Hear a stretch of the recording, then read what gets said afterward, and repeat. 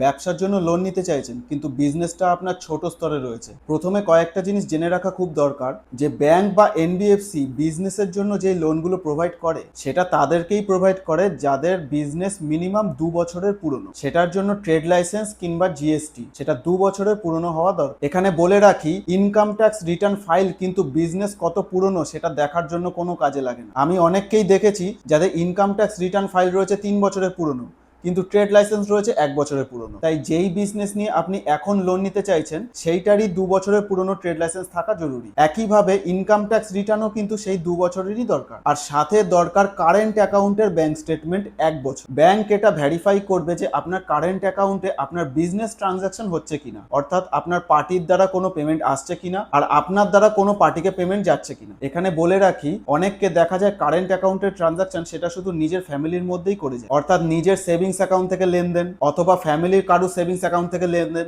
Bank কিন্তু এটা একদমই নেগেটিভ ক্যাটাগরিতে ধরে নেয়। বিজনেস ক বছরের পুরনো তার জন্য আপনি ট্রেড লাইসেন্স দিলেন, বিজনেস থেকে কত ইনকাম হচ্ছে তার সবকিছু দেখার জন্য আপনি আইটিআর প্রোভাইড করলেন, বিজনেস লেনদেন সব ব্যাংকের দ্বারা হচ্ছে কিনা সেটা দেখার জন্য আপনি কারেন্ট অ্যাকাউন্টের স্টেটমেন্ট দিলেন, সাথে আপনি দিলেন আপনার কেওয়াইসি অর্থাৎ প্যান কার্ড, আধার কার্ড, ফটো। এর সাথে কিছু ছোটখাটো ডকুমেন্টস যেগুলো ব্যাংক প্রায়শই চেয়ে থাকে, সেটা হচ্ছে আপনার ব্যবসার দোকান বা ব্যবসার জায়গাটা যদি রেন্টে হয় তাহলে রেন্ট এগ্রিমেন্ট, সাথে আপনি যেখানে থাকেন সেটা আপনার স্থায়ী বসবাস কিনা তার জন্য কারেন্টের বিল আর নয়তো গ্যাসের বিল। এই কটা ডকুমেন্টস কিন্তু অতি অবশ্যই থাকা খুবই জরুরি। এবার আসে কিছু ছোটখাটো সমস্যা যার জন্য বিজনেস লোন প্রায়ই রিজেক্ট হয়। যেমন অনেকে বলে আমার তো কারেন্ট অ্যাকাউন্ট নেই, আমি সেভিংস অ্যাকাউন্টে সব লেনদেন করি, তাহলে আমি কি লোন পাবো না? তাদের ক্ষেত্রে আমি বলবো, আপনার ব্যবসায় যদি স্টক ভালো থাকে আর আপনার যদি লেনদেন সত্যিকারেরই ভালো থাকে, মানে সেভিংস অ্যাকাউন্টের মধ্যেও যদি বিজনেস ট্রানজাকশন দেখতে পায়, তাহলে অনেক এনবিএফসি আছে অর্থাৎ ফাইন্যান্স কোম্পানি আছে যারা কিন্তু বিজনেস লোন দিয়ে থাকে। অথবা সেক্ষেত্রে আপনি পার্সোনাল লোন অ্যাপ্লাই করতে পারেন। যদি পার্সোনাল লোন থেকে ফান্ড চলে আসে,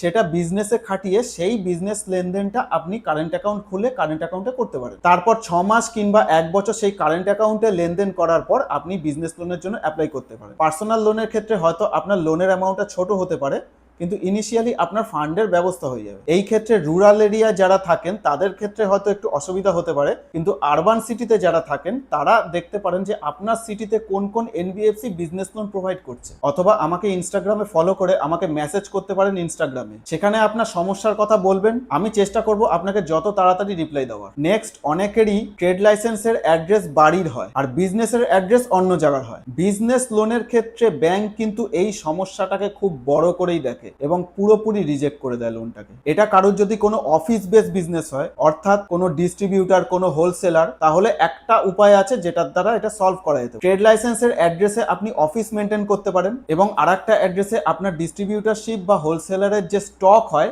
সেটাকে গোডাউন হিসাবে ব্যবহার করতে পারেন। সেক্ষেত্রে আরেকটা অ্যাড্রেসের আপনি কোনো ওনারশিপ প্রুফ দিয়ে দিলেন। আপনার নিজের যদি হয় তাহলে আপনার নিজস্ব তো ওনারশিপ প্রুফ আছেই, আর যদি সেটা রেন্টে হয় তাহলে রেন্ট এগ্রিমেন্ট আপনি প্রোভাইড করতে পারেন। আর এই সবই লোন অ্যাপ্লাই করার আগে আপনাকে ম্যানেজ করে রাখতে হবে। এবার আসি লোনের প্রসেসে। বেশিরভাগ ব্যাংক বা এনবিএফসি তে বিজনেস লোন অ্যাপ্লাই করার 48 ঘন্টার মধ্যে ভেরিফিকেশন চলে যায়। এখন অনেক কোম্পানি ভয়েস কল কিংবা ভিডিও কলের মাধ্যমেও আপনার ভেরিফিকেশন কমপ্লিট করে নিন। আর একটা জিনিস, যে কোনো লোন অ্যাপ্লাই করার আগে সেই ব্যাংক থেকে রেট অফ ইন্টারেস্ট কত, টেনিওর, সেটা আপনি চালাতে পারবেন কিনা সবকিছু ভালো করে যাচাই করে তারপরেই লোন অ্যাপ্লাই করবেন।